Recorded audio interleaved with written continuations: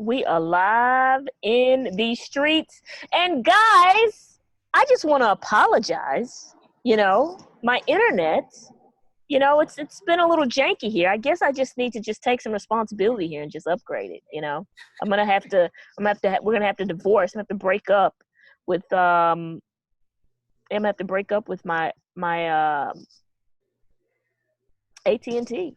I'm gonna have to break up with you guys. So sorry. We're gonna have to move on.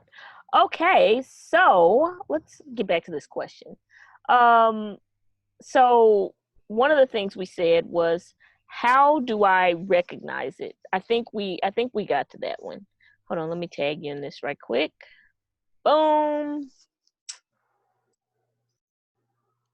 There we go. Boom. All right, now we on there. Now I tagged you in it. We ready to get back. I'm sorry, guys, but we are back. Had to take a little commercial break. Shout out to AT&T. You know what I'm saying? Shout out to AT&T. Okay, so you named some ways that as a teacher, could you just give us like a quick recap ways for a teacher to recognize it? Because like you said, you was hiding in plain sight. Just the quick strategies right quick, and then I'll move on to the next question. I think one of the ways you actually talked about it, which was like looking at those kids that never answer any questions, that are always kind of the quieter ones that try to like hide in the back, that never want to answer any questions, that are smart. You can tell they're smart. Teachers usually know who the kids are. They kind of, there's something not quite right, but they're not sure. They don't really know. They just kind of leave them alone. Like they always are like, don't say anything to them. Or they know what the buttons are that like will make a child turn up or something like that. But they don't really like dig deeper to see why, like what's going on, what causing that child to react the way that they react to whatever that reaction is. Gotcha. And there are varying reasons as to why. Like maybe there are other like reasons, and someone has told them like don't do XYZ. But maybe those things need to be questioned. Maybe we need to like have other conversations about how we follow up. It almost, when I hear you say it, what it reminds me is like almost like lead with curiosity. You know what I'm saying? Because I think sometimes, like, and this is why I say self-awareness and knowing your biases are so critical to be a teacher. Because you make up a whole story about a child from them having one response versus like leading with curiosity and saying like, oh, well, why are they responding like that? You know what I mean? Like, what is it about? Like, you know what I mean? So Yep. Why are they so angry all the time? Why is a 6-year-old so angry all the time? They're 6. Right. So let's say I recognize it. I'm a new teacher. I recognize it. Like, how do I support a student that's experiencing trauma? Because I think this is the $1 million question that everybody is trying to figure out right now, because I don't know how anyone could be like, yo, I'm about to go in here and teach like I normally do. We don't know what's going on. So like, if I recognize the students are experiencing trauma, like how do I support that student? That student, or I would say create the culture, like open a culture that is a culture that's filled with conversation, right? And this one might be like really great for English teachers that like literature clubs and literature circles and people that are really good with opening up like environments of conversation and like having topics and having discussions and just like throwing stems out there and allowing kids to talk freely. Just don't make that all verbal conversations. Like make sure that you have room for kids that like to write, that don't like to talk. Some kids don't like to write. Like my niece loves to draw. She doesn't want to write and she doesn't like to talk. And she would be that child that would be stubborn to both. But she is like the bomb artist. So like maybe you get that kid that like really, really draws well and would express themselves that way. So you need to figure out how kids like to express themselves and like lean to that. Like make the stem, write it, leave it out there. And then just like allow kids to express themselves however they need to express it.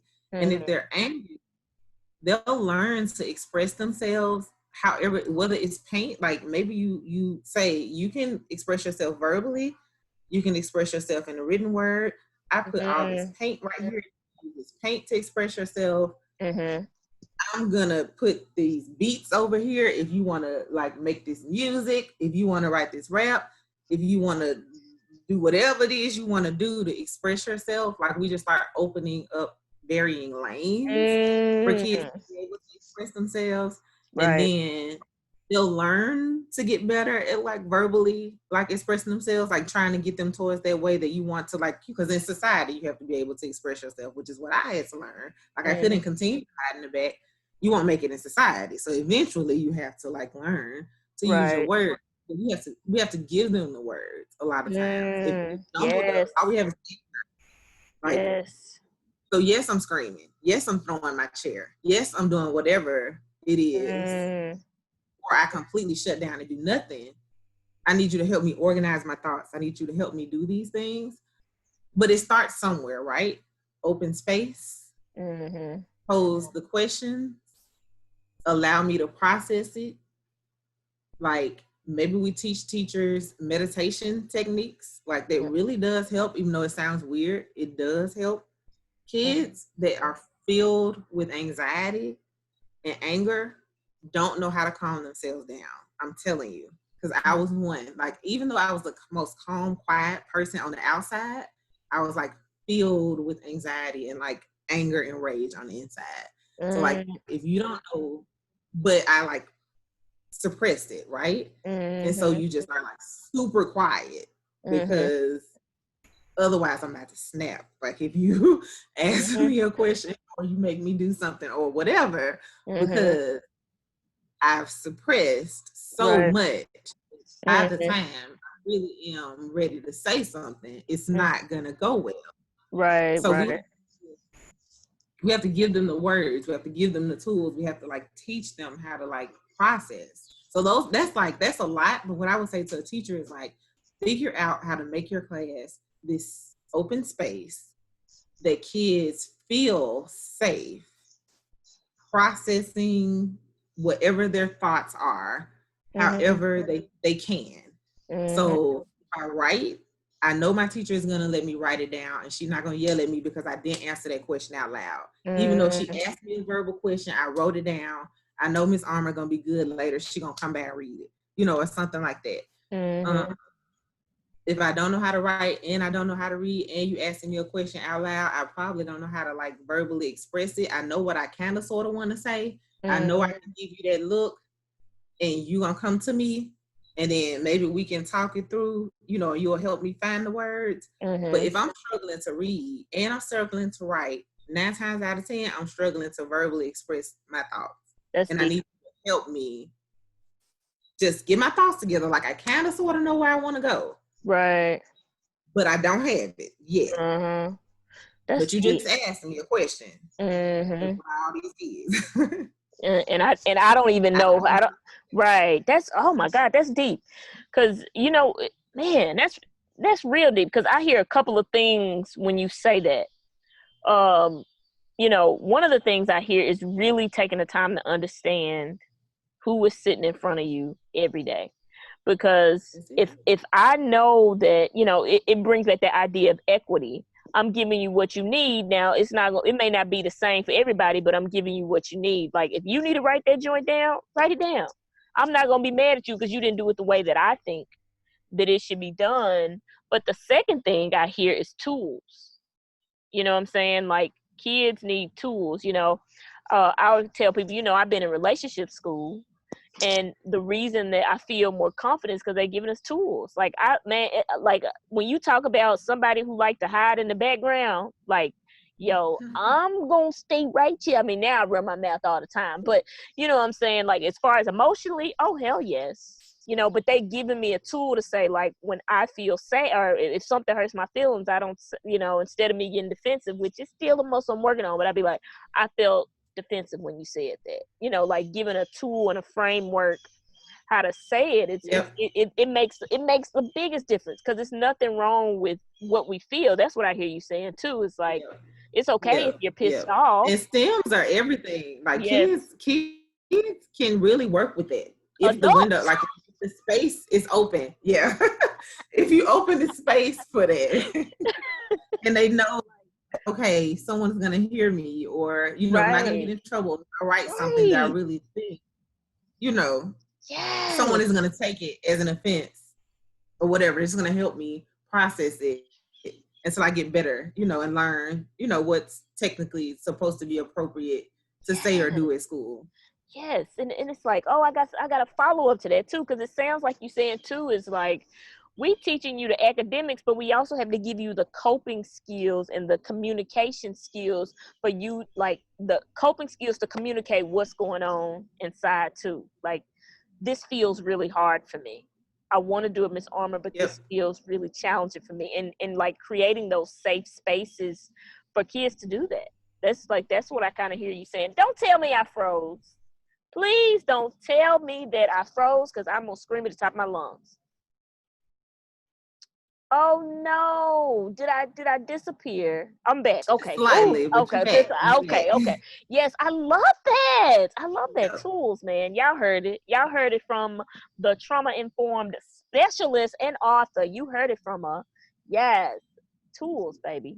Tools. Listen, I'm telling you, as an adult, look. I can verify that that works. It works. You need the language. I'm telling you, it's key. Okay, so let's talk about, was there a specific moment that changed you as a new teacher, specifically around this idea of trauma? Like, was there a moment that actually like shifted you? It was like, okay, this is kind of a big deal here. I mean, you know. I don't know if there was a specific moment that like changed me as a new teacher. I do know that like as a new teacher, I can remember the first week of school, I was one of those new teachers that thought that I was coming in, hitting the ground running, spent the whole summer planning, was going to be like, the world's greatest first day new teachers, stayed up. And then we had our first parent meeting. Mm-hmm. Wait. Did I? Oh my gosh! Don't tell me. Listen. I'm over AT&T. AT&T. I'm so over y'all. This ain't. I'm gonna have to. Don't tell me the thing froze. Oh no! It froze again.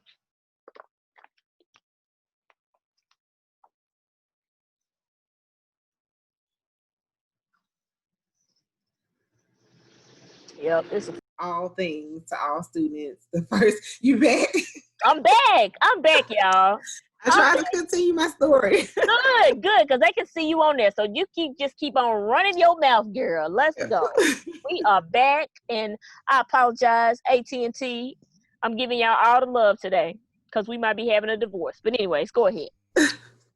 I was just telling them how I just really knew that all that planning into 8 o'clock at night, all those papers, all those assignments, all that good teaching I was doing those first few days of school was just everything. Until those parents told me at their first parent meeting that I was like horrible, basically, or Mm-hmm. not so great.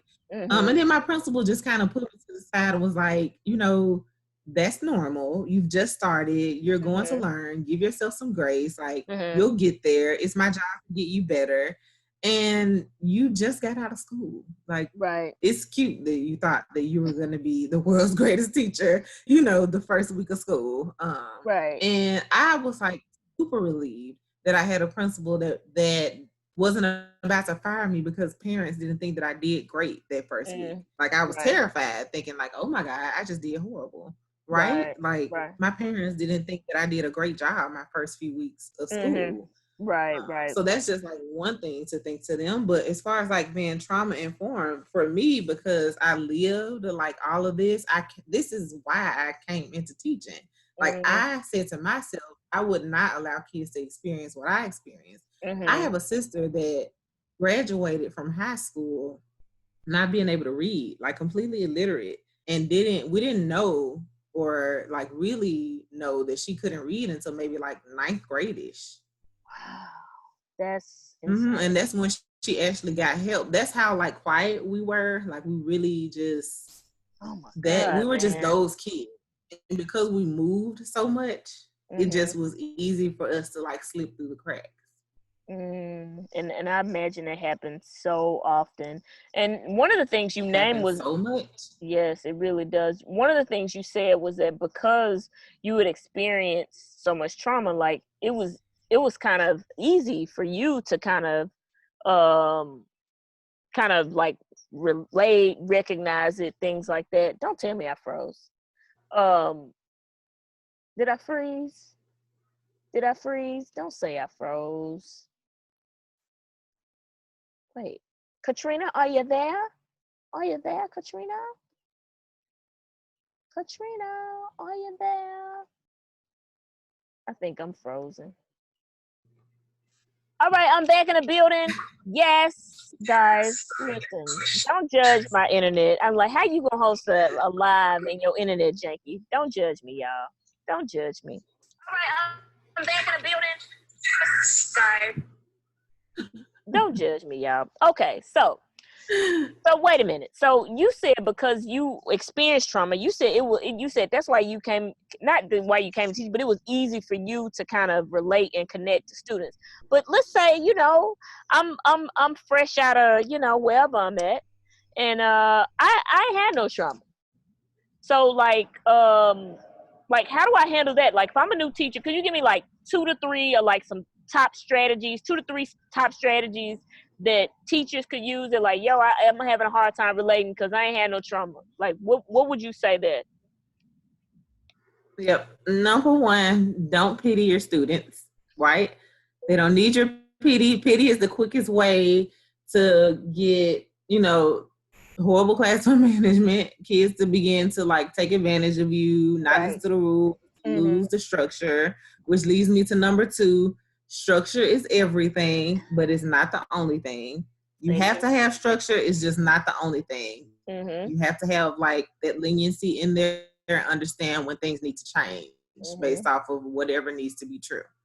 And then Mhm. the last thing is the thing that my principal always gave me, which and just taught me to have for myself, which is just grace. Like I'm gonna just drill that in this year Mhm. myself.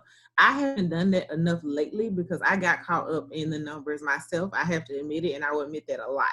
But you have Mhm. to give yourself grace. Like you have to pause. You have to say that you're going to fail. You need to fail fast, learn from that mistake, and get up and keep going. Don't Right. make that mistake again. So Mhm. fail fast and keep Right. going. Right. Right. And I want to just tag on. I just have a follow up question to that.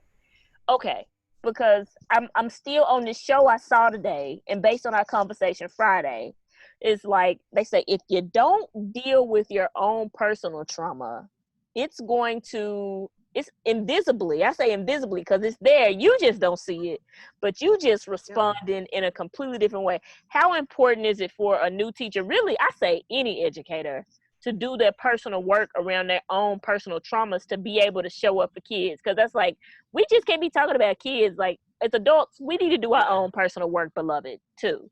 So like how Yep. important do you think that is? I think it's like more important.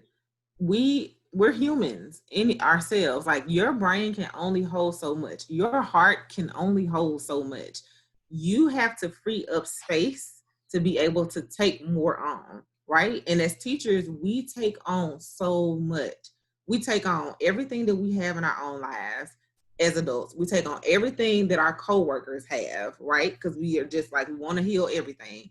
We take on everything that every individual student has, every individual student. So just imagine that's somewhere from 30 to sometimes 150 students. And it can be toxic, right? Depending on what that thing is that we're taking on.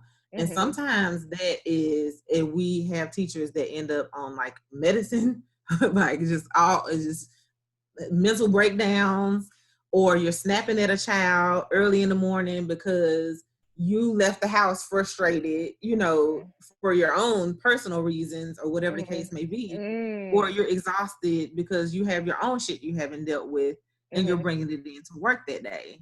You have to deal with your own stuff so that you can make room for life, right? Mm-hmm. Because life is going to keep happening, period.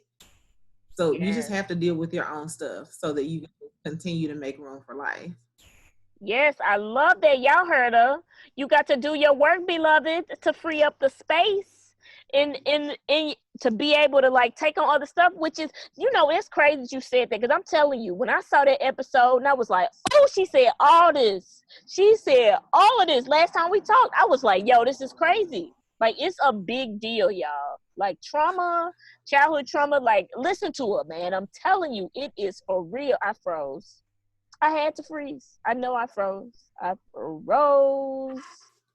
Okay. Oh, I'm back. I got back quickly this time. I think I got back quick. Did I get back quick?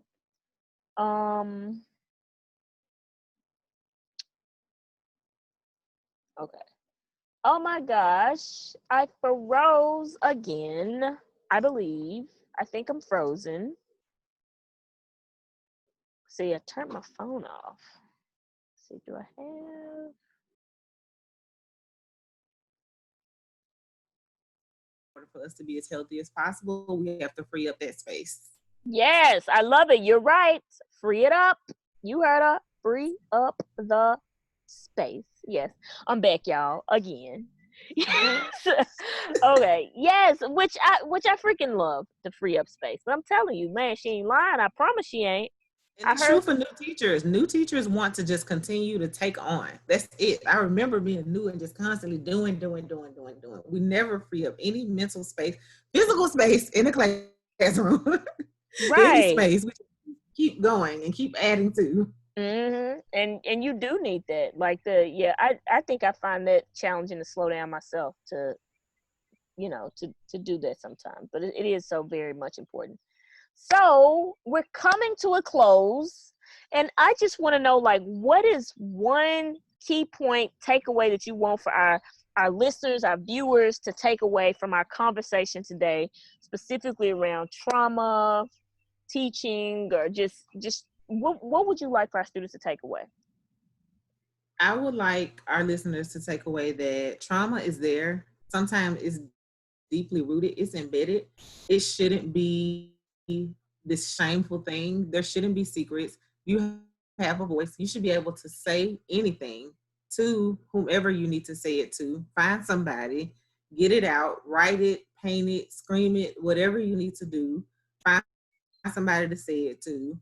Find somebody tomorrow. Start small. Pick a little thing. Pick the smallest thing that you could share that you've never shared, and start there. And then work your way up to the larger things until you Mm, feel like you've gotten out all the things. yeah. Don't go, like I heard even recently someone said, some things you should take to your grave to me. And I said, Mm, absolutely not. nah. Not anymore. Not Nope. anymore. There Nope. is not one single thing you should take to your grave. If you did something and it's gonna send you to jail, hey, that's on you. I don't know, but all the other things you should say.